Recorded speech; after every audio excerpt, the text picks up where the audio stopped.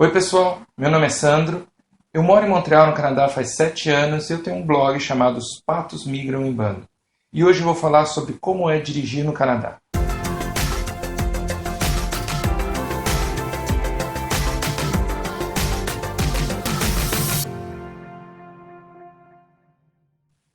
Então, eu vou falar de 3 assuntos relacionados a dirigir no Canadá. Eu vou falar de 2 dicas para dirigir carro de câmbio automático, para quem nunca dirigiu, pode ser muito bom para se adaptar rapidamente. Eu vou falar também dessa polêmica lei que tem agora no Brasil, que você tem que lembrar de ligar os faróis quando você estiver trafegando em estradas. Um monte de gente está sendo multado, existe muita reclamação. Eu vou falar como é isso aqui no Canadá. E eu vou também contar sobre o dia em que eu dirigi um caminhão. Não é isso mesmo? Virei motorista de caminhão? Não. Vou falar sobre isso. Vamos começar de trás para frente, vou falar da história do caminhão primeiro. Bem, aqui no final de junho, começo de julho, é um hábito aqui no Quebec, é uma cultura aqui no Quebec, todo mundo mudar nessa época. Os contratos de aluguel, em sua maioria, vencem no final de junho e se renovam no dia 1º de julho. Então, 1º de julho, a cidade está repleta de gente mudando, caminhões de mudança, gente mudando em porta-mala de carro, amarrando colchão no teto do carro, é uma bagunça. E nós também mudamos esse ano, de casa, e existem 2 maneiras de se mudar aqui. Uma é você contratar uma empresa de mudança que vai trazer um caminhão, vai trazer carregadores, pessoas que ajudam a embalar, etc, etc. E é um pouco caro para os padrões aqui do imigrante. A segunda opção, que é muito comum, principalmente aqui no Quebec, é você alugar o caminhão numa locadora de veículos, chamar 3, 4, 5, 6 amigos que têm um pouco de força e fazer você mesmo a mudança. E foi essa opção que a gente escolheu. Então eu escolhi como locadora U-Haul. Na primeira vez que eu tinha mudado, eu tinha escolhido a Discount, são as 2 maiores locadoras de caminhão, mas eu não quis dirigir o caminhão, achei que tinha pouca coisa para carregar, e na primeira mudança então eu optei por uma van grandinha, mas eu precisei fazer 3 viagens. Então dessa vez eu falei, eu vou dirigir um caminhão. E eu aluguei esse caminhão aí que você está vendo na foto, é um caminhão de 16 pés. Foi suficiente, coube praticamente tudo, só algumas caixas que a gente levou de carro. E foi bem interessante porque eu tive a oportunidade de dirigir o caminhão. Não foi complicado, porque o caminhão tem um motor a gasolina, tem câmbio automático. Então é como dirigir um carro, só um carro bem maior. E segundo o rapaz da locadora que me alugou o caminhão, a minha carteira de motorista, uma carteira de motorista aqui do Quebec, que é chamada de classe 5, que é para dirigir carros, né? Também me dá o direito de dirigir esses caminhões pequenos oferecidos pela U-Haul. Passando para o segundo assunto, eu tenho lido nas notícias de jornal, na internet, sobre essa nova lei no Brasil que obriga os motoristas a acenderem o farol baixo quando estão nas estradas, mesmo de dia. E eu resolvi comentar como é isso aqui no Canadá. Bem, aqui no Canadá também os carros trafegam, pelo menos com farolete aceso, durante o dia. Mas tem uma diferença. Se vocês olharem essas imagens desse vídeo que eu fiz lá no centro de Montreal, vocês vão ver que os carros estão todos com farolete ou com uma luzinha acesa. Mas ninguém precisa lembrar de ligar o farol para não ser multado, porque aqui no Canadá todos os carros acendem automaticamente a lanterna, uma outra luz, para ficarem mais visíveis assim que você liga o carro. Então, em vez do governo aqui obrigar os motoristas a lembrar de ligar o farol, eles obrigaram os fabricantes a colocar esse dispositivo. Então, todos os carros que você comprar aqui no Canadá a partir de um certo ano, não sei qual, você bateu a chave, começou a andar com o carro, você já está com o farolete aceso, você está bem visível na estrada, porque o importante é a segurança e não sair multando as pessoas, né? A gente quer salvar vidas e não criar uma indústria de multa. Agora, passando para o terceiro item, eu vou dar 2 dicas de como dirigir um carro automático. Se você nunca dirigiu, as dicas são bem interessantes para você rapidamente se adaptar ao câmbio automático.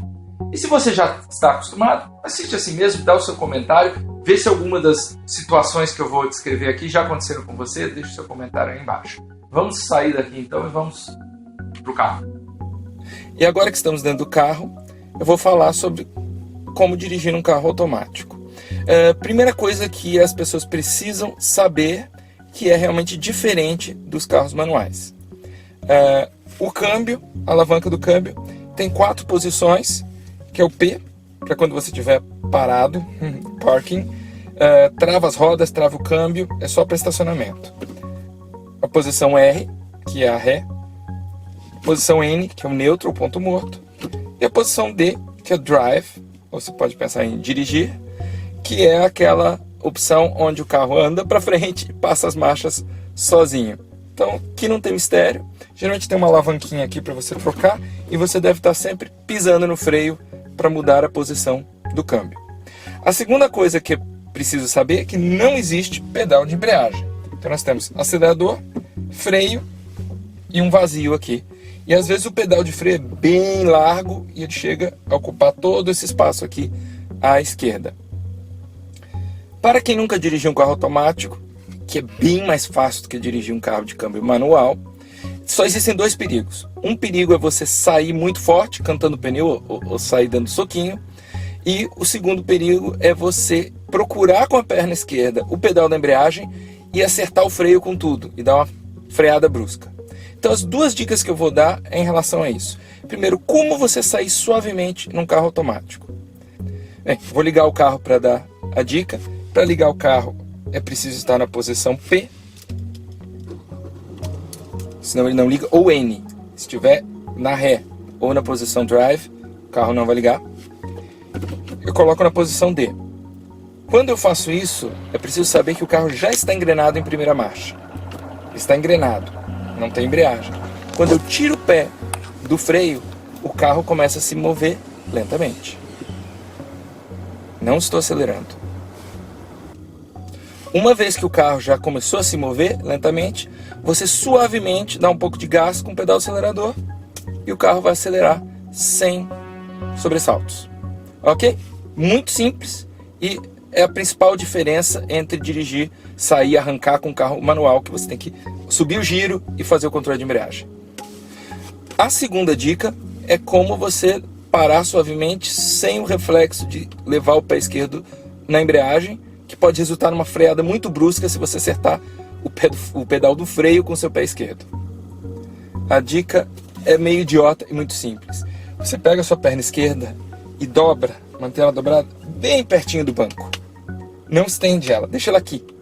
Porque se o reflexo, quando você está parando o carro, aquele reflexo de apertar a embreagem para o carro não morrer, se esse reflexo surgir, seu pé está bem longe do pedal e não corre o risco de você pegar o teu pé e socar de qualquer jeito no freio, causando uma freada brusca. Então, no começo, até você acostumar, joelho dobrado aqui, e você lembra, esse pé aqui não precisa fazer nada, ele não trabalha com carro automático, ok? Depois, com o tempo, você vai ficar mais à vontade, você pode usar esse apoiador de pé que tem aqui, deixar o pé esquerdo aqui. Não faça isso no começo, porque você vai ter esse reflexo. No começo, perna dobrada. Essa é a segunda dica.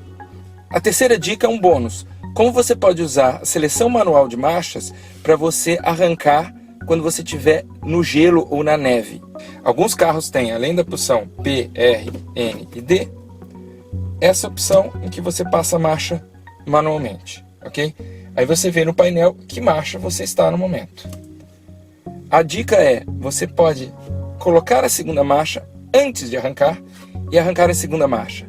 Se você tiver um piso escorregadio, cheio de neve ou de gelo, isso vai reduzir a chance de você patinar. Muito importante se o seu carro não for tração nas 4 rodas, ok? Então você usa o seletor de marcha para colocar em segunda e você arranca em segunda. O carro permite isso. Esse seletor manual de marcha também é útil se você estiver numa ladeira e quiser manter uma marcha mais baixa para subir com um giro mais alto e mais tranquilo, porque o câmbio automático tende a mudar as marchas muito rápido. Então essas foram as minhas dicas. Se você achou legal, aprendeu alguma coisa, deixa aí o seu comentário. Se você já sabia, escreva também se alguma vez você deu uma mancada, tipo frear com o pé esquerdo e dar aquela super freada sem querer. E se você gostou do vídeo, deixa aí o seu like, subscreva no canal, assina a nossa página do Facebook, essas coisas aí de internet. Ok? E ambientou.